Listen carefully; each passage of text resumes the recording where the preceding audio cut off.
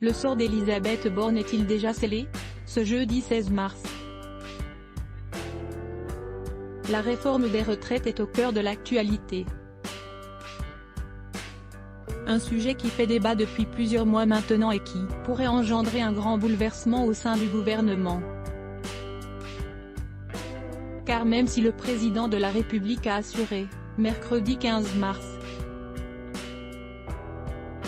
qu'il souhaitait s'en remettre au vote, l'ombre d'un 49.3 pèse encore.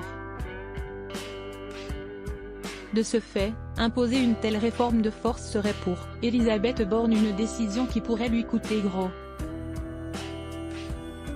En cas d'échec, elle n'aura pas d'autre choix que de donner sa démission et celle du gouvernement, a analysé un stratège de la majorité dans les colonnes de nos confrères.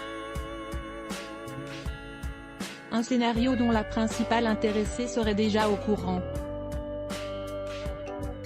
Elle sait très bien que tout peut s'arrêter très vite, du jour au lendemain, a assuré l'entourage de la première ministre.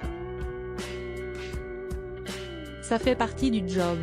Gouvernement, retour sur les ministres du gouvernement Borne 2. Dans un article paru le 13 mars dernier, Le Figaro avait rapporté le nom d'un célèbre homme politique qui pourrait prochainement remplacer Elisabeth Borne à Matignon. À savoir, nul autre que Gérald Darmanin.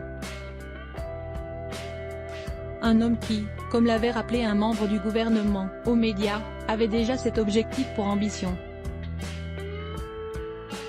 Son rêve est de montrer qu'il obtient une coalition qu'il ne dit pas son nom pour Matignon, avait assuré la source.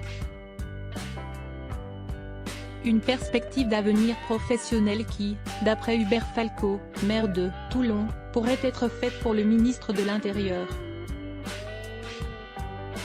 Il saurait jouer ce rôle-là, avait assuré le maire de Toulon. Pourtant, l'hypothèse que Gérald Darmanin succède à Elisabeth Borne commence à faire grincer les dents de certains.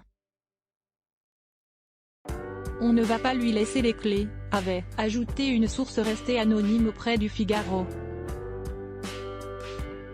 S'il arrive à Matignon, je ne suis pas sûr de vouloir rester au gouvernement, avait ensuite renchéri un ministre.